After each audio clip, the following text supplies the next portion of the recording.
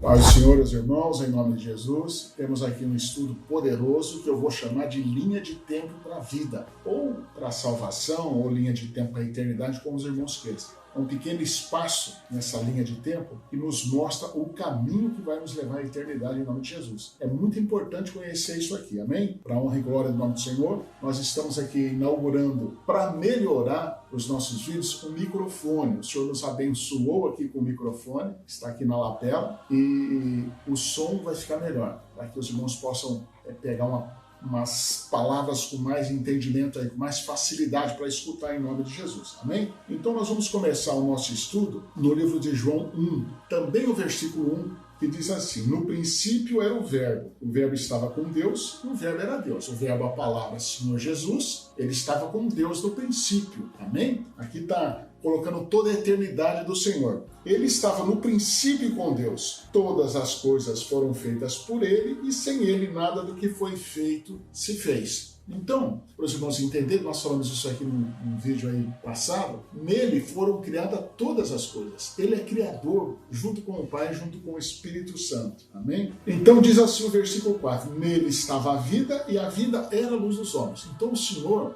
Jesus, ele sempre foi a luz dos homens, porque nele lá atrás estava a vida e era a luz dos homens. Amém? Glória a Deus. Aí o homem vai se separar de Deus a partir de Adão. Ele vai fazer uma separação do Senhor. Amém?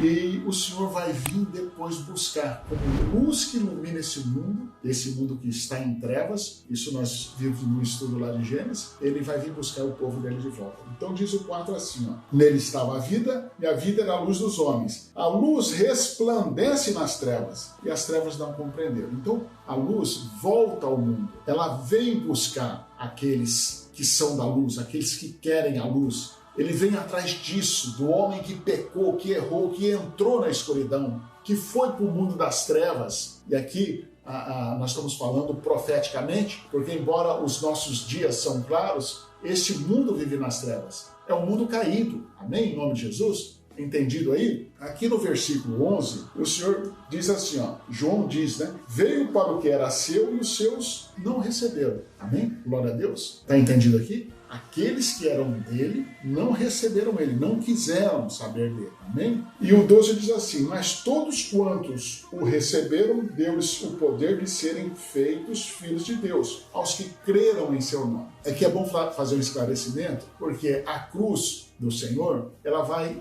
vir com salvação para todos quantos existem neste mundo de trevas. Seja aonde estiver, a cruz chega lá. Amém? As misericórdias chegam, o Espírito chega, a salvação chega. Mas aqueles, em nome de Jesus, isso é importante entender, que se acham que estão salvos, não receberam ele. Isso é muito importante entender, porque nós vivemos num mundo em que o sistema religioso domina sobre as pessoas. E eles dão uma certeza de salvação que eles não podem dar, porque a salvação está na palavra, não está na religião. Então o Senhor diz aqui que os dele não receberam ele, não aceitaram ele. E nós conhecemos as histórias lendo os evangelhos. Amém? O que o Senhor está falando aqui? Apontando para frente, apontando para o Apocalipse. Aqueles que receberem ele daqui, até então, até o Apocalipse, ele vai dar o poder de se tornar filho de Deus, aí na eternidade. E nós precisamos entender isso e ir para a palavra, que é o que eu tenho clamado aos irmãos, para tomar cuidado com as religiões. No tempo do Senhor Jesus existia um sistema religioso que não recebeu. Aqui na frente existe um sistema religioso que vai aceitar um outro. Quando o Senhor chegar, esse outro já dominou. O outro vem antes agora. Ele vem antes do Senhor, como se fosse o Cristo, fazendo milagres e maravilhas, solucionando todo tipo de problema. Precisamos conhecer a palavra do Senhor para não cair numa armadilha dessa, em nome de Jesus. Amém? Glória a Deus. Agora eu vou aqui, irmãos, para Lucas, para a gente continuar nessa linha de tempo.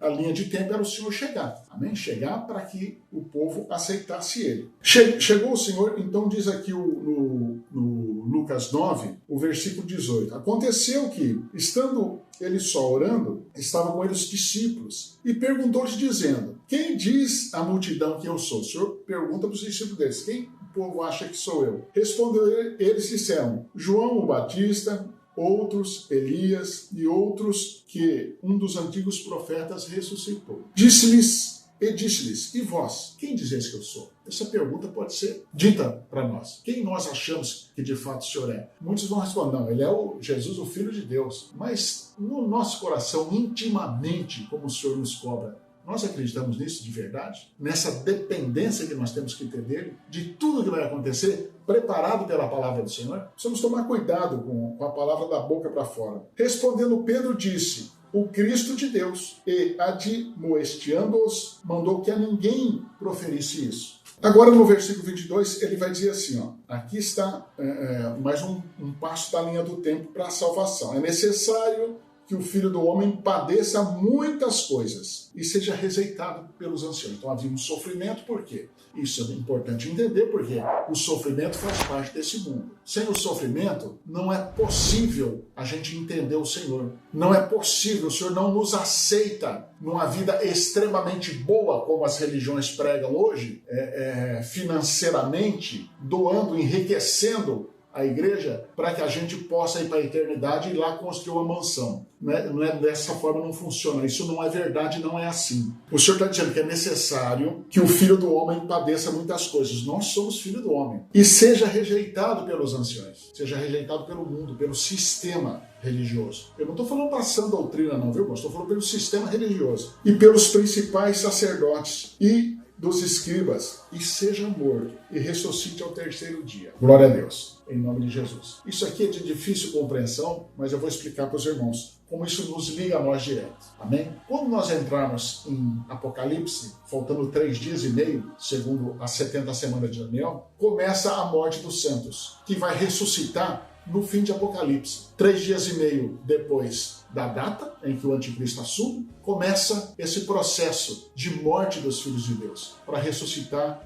3 dias depois. Amém? Igualzinho o Senhor aqui. O Senhor morre, presta atenção nisso, o Senhor entrega a vida dele para formar a igreja espiritual. Ele é o cabeça da igreja. A igreja morre para formar o corpo da igreja. Os santos morrem para formar o corpo da igreja espiritual. Amém? Glória a Deus. Está entendido isso? Isso é muito importante entender. Aqui ele vai esclarecer mais a partir do 23. E dizia a todos eles: se alguém quer vir após mim, negue-se a si mesmo, tome a sua cruz e siga-me. Amém? Presta atenção nisso. Onde foi parar a cruz do Senhor? Aonde ele foi parar? Aonde a cruz dos filhos vão parar? Amém? É só ler Apocalipse 11 para entender isso aqui. Ele vai falar no 24 aqui, ó. Não tem como correr disso. Porque qualquer que quiser salvar a sua vida, perderá. Mas qualquer que, por amor de mim, perder a sua vida, salvará. Entrará na eternidade. Entrará na eternidade comigo. Por quê?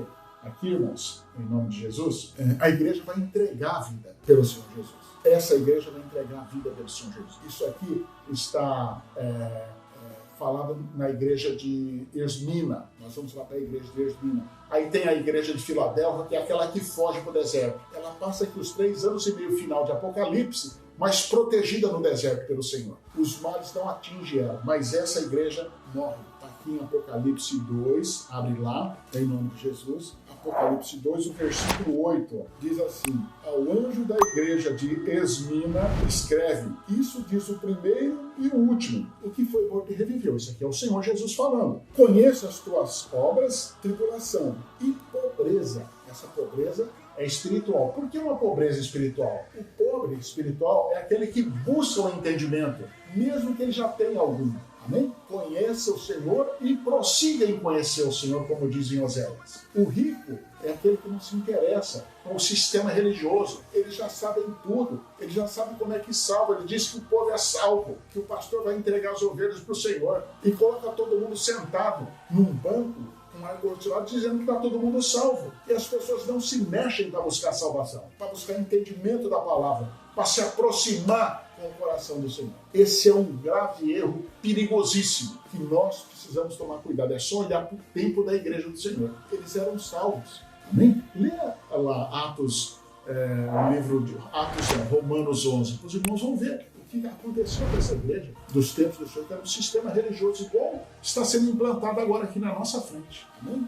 Então, o Senhor diz que conhece a tribulação, pobreza, mas ele põe aqui, ó, entre parênteses, mas tu é rico. Por quê? É porque se fez pobre, se fez humilde. É rico nesse entendimento. E a blasfêmia dos que se dizem judeus, que se dizem salvos, e não são, mas são sinagoga de Satanás. Olha como que é pesado isso aqui, quando a gente busca um entendimento profundo nisso aqui. E presta atenção no versículo 10, que ele diz muita coisa, de tudo, dessa linha de tempo para a salvação. Não tema das coisas que hás de padecer. Eis que o diabo lançará alguns de vós na prisão, para que sejais tentados. Isso aqui é a partir, então, de quando o anticristo assume. Amém? Os 3 anos e meio, segundo as 70 semanas de Daniel. Essa é a última semana, semana de ano. São 7 anos, amém? 7 dias, 7 anos. Tereis uma tribulação de 10 dias. Tribulação de 10 dias aponta para a festa das trombetas, que era 10 dias. As trombetas vão tocar nos 7 anos de Apocalipse. Aí o Senhor diz aqui,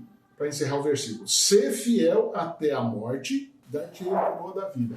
Atenção nessa frase. Ser fiel até a morte. Por quê? Porque a igreja vai morrer. Glória a Deus. Nós não vimos arrebatamento da igreja aqui, em lugar nenhum. O arrebatamento da igreja nós vamos ver no fim dos tempos, quando o Senhor voltar no último dia. A igreja está lá no deserto, protegida pelo Senhor, fora do sistema, de todo o sistema que existe. Amém? Apocalipse 11, 7. Quando acabarem o seu testemunho, a besta que sobe do abismo lhes fará guerra, vencerá e os matará. Morreu a igreja aqui, irmãos. Entregou. A igreja entregou-se para formar o corpo espiritual da igreja. Amém? Está formada a igreja eterna, a igreja para todo sempre, que vai para o milênio com o Senhor Jesus e vai reinar, nação de reis e sacerdotes, vai reinar no milênio de descanso, no ano de descanso com o Senhor Jesus. Amém, irmãos? Glória a Deus, em nome de Jesus. Se os irmãos chegou até aqui porque gostaram do estudo, se gostou do estudo, deixa o like. Amém? Se por acaso o irmão entrou no canal e não tem uma inscrição, faça a inscrição, que nós precisamos que esse canal cresça para que a gente possa levar verdades para muitas pessoas que estão perdidas, desorientadas, andando como se estivessem mortos, tipo aqueles filmes que passam aí de zumbi, que andam sem direção nenhuma. Nós precisamos levar essa palavra, mas nós dependemos de que os irmãos queiram que assim aconteça. Então, se inscreva e dê o like, porque aí o YouTube distribui mais o vídeo nas redes sociais. Né? A gente pode alcançar muito mais pessoas do que estamos alcançando, para a honra e glória do nome do Senhor. Deus te abençoe. Deus abençoe a sua família, o seu entendimento. Deus te abra entendimento para que você leve entendimento. E você não saia do caminho do entendimento, nem para a direita, nem para a esquerda, em nome de Jesus.